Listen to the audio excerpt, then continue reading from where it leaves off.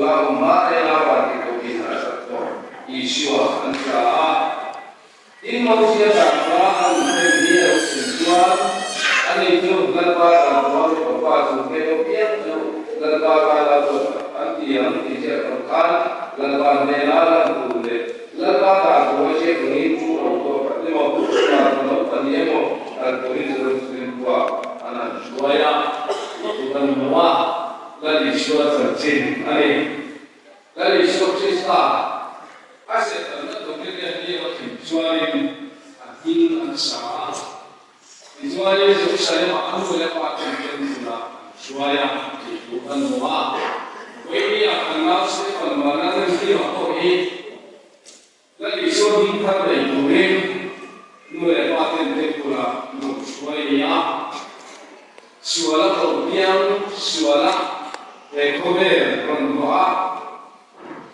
Every account of China was a sudah disuruh mengumpulkan emosi pandangannya.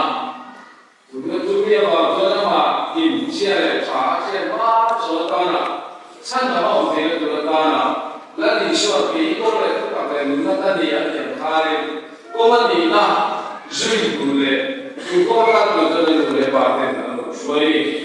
Coba yang awal nanti, yang bayar dia waktu tentang setiap pol dia wah, dia mereka bawa buat sokol dia wah, pasien tuina harus suruhnya bagi, oh ini yang dia insan dalam mungkin bertanya, aku sekarang mereka dengan suai disok, apa kata dia wah, apa sekian bulan dua orang mereka dalam orang itu, masih Wih, dia lupa pasal gambarnya yang bagi.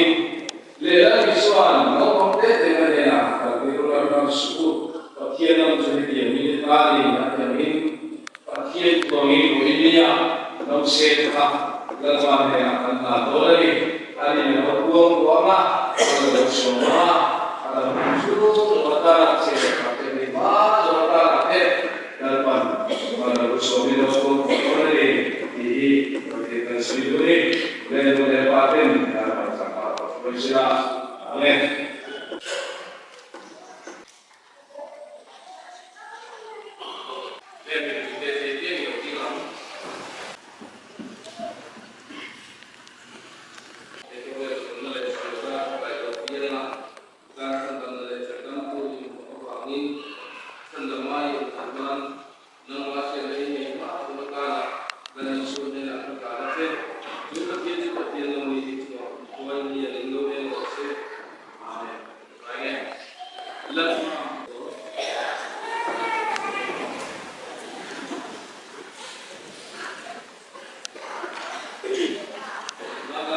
Get it.